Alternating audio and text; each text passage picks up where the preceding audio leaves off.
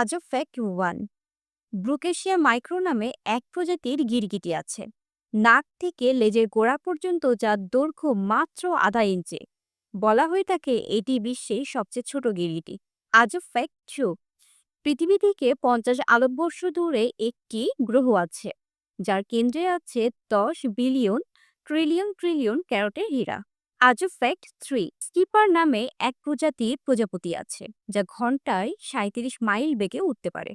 আজব fact four, ১৯৮৩ সালের ২৮ ফেব্রুয়ারি সেদিন মার্কিন নাগরিকদের ৪৫% অর্থাৎ ১০,৫৯,০০,০০০ মানুষই বুঁদ হয়েছিলেন একটি টিভি সিরিজে চূড়ান্ত পর্বে।